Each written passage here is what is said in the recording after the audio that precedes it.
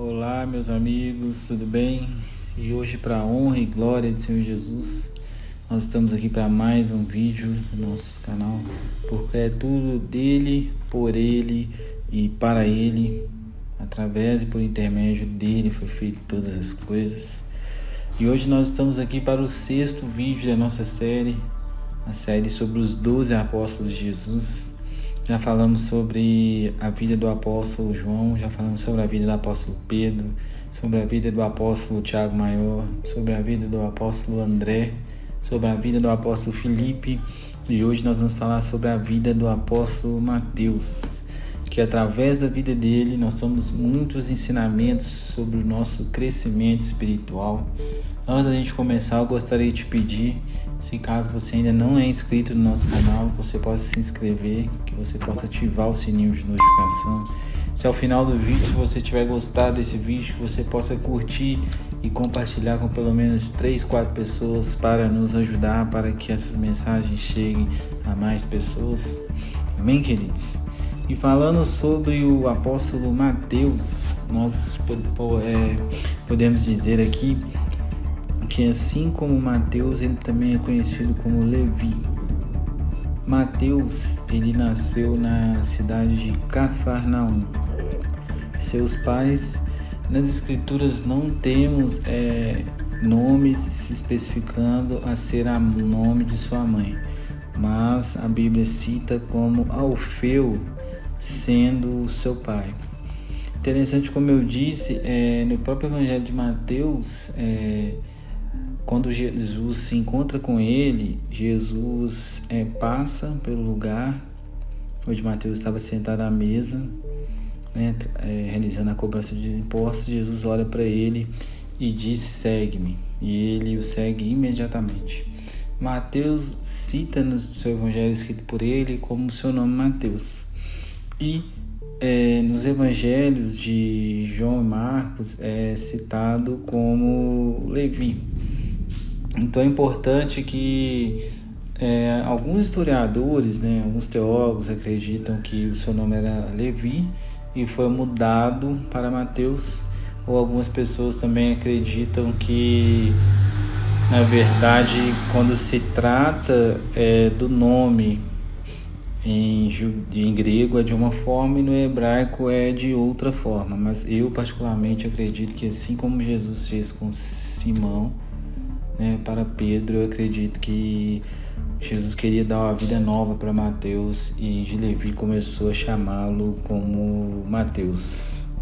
A sua profissão, Mateus, ele era coletor de impostos, e essa profissão era uma profissão considerada desonrosa e pecaminosa pelos judeus, porque os coletores de impostos ou publicanos, eles eram desprezados e excluídos da comunidade judaica pelo fato de trabalhar para o Império Romano, cobrar impostos dos judeus. E existiam alguns publicanos, que é o caso, por exemplo, falado lá de Zaqueu, quando ele diz que todos que ele tiver fraudado, ele vai devolver 3 vezes mais.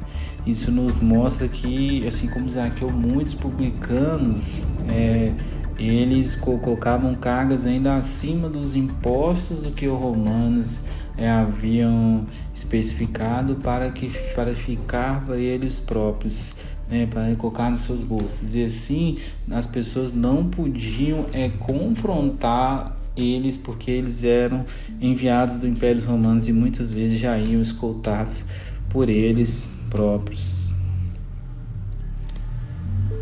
Mateus também ficou muito conhecido, Certamente você sabe que ele que escreveu o evangelho que leva o seu nome, provavelmente foi escrito na região da Antioquia, na Síria, segundo a história, por volta entre 70 e 90 depois de Cristo. Ele foi escrito principalmente com o objetivo de atrair e atingir cristãos de origens judaicas que precisavam compreender a relação entre o Antigo e o Novo Testamento. No livro de Mateus ele é muito rico porque ele trata de algumas situações, por exemplo, como ele mostra mais claramente Jesus como Messias, né, prometido pelos profetas. Ele mostra Jesus como o Filho de Deus que veio para cumprir a lei e os profetas. O Evangelho de Mateus também destaca, por exemplo, a genealogia de Jesus, né, que remonta, por exemplo, de Abraão até Davi. Também podemos destacar o nascimento virginal de Jesus, né, através de Maria, e o cumprimento das profecias de Isaías sobre o seu nascimento e sobre algumas das profecias da primeira vinda do Messias. A gente pode destacar aqui também algumas características, né, do apóstolo Mateus. Certamente ele era um bom comunicador, né, se diz já pela própria função que ele exercia. Ele se tornou uma pessoa muito generosa, porque é importante a gente dizer que geralmente as pessoas que coletavam impostos, elas tinham que ser muito inteligentes, né, para exercer essa função. Eram pessoas escolhidas por ele que tinham um certo destaque.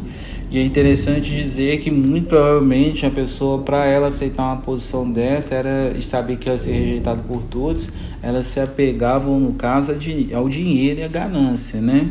Muito provavelmente. É interessante dizer que, enquanto de Jesus com Mateus, Jesus simplesmente virou para Mateus e disse: siga-me. E a palavra diz que ele parou tudo que ele estava fazendo e foi seguir a Jesus. Então, ele deixou tudo para trás. Ele deixou o seu dinheiro, ele deixou a sua segurança, ele deixou a sua ganância para seguir Jesus. E a consequência disso, em alguns momentos da sua vida, foi necessário abraçar a pobreza, né? Foi necessário se tornar uma pessoa humilde e se tornar uma pessoa extremamente confiante em Jesus.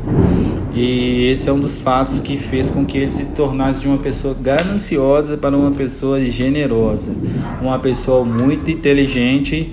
E também vale dizer que é uma pessoa muito detalhista, né? É possível ver, pelo fato de ele ter buscado todas as genealogias de Jesus, é possível ver como ele pega exatamente lá no Antigo Testamento as profecias que se cumpriam de acordo com os fatos que aconteciam na vida e no ministério de Jesus.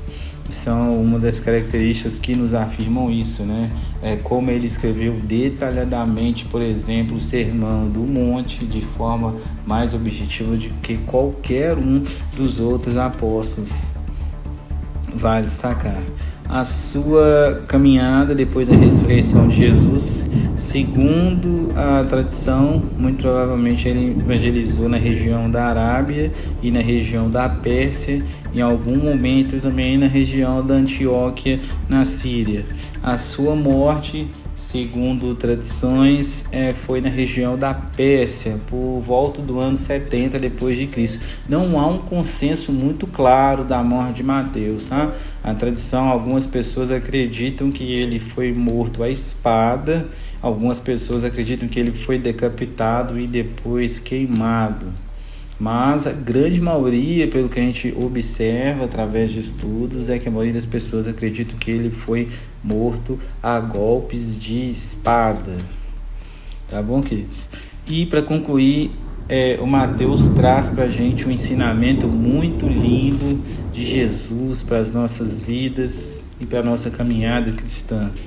Mateus ele é um grande exemplo de que Jesus não faz acepção de pessoas, que Jesus quer salvar a todos os que são rejeitados, por mais rejeitados que sejam pela sociedade, independente do passado. Jesus quer salvar e quer curar a todos. Ele deixa muito claro quando ele diz que quem precisa de médicos são os doentes e não os sãos.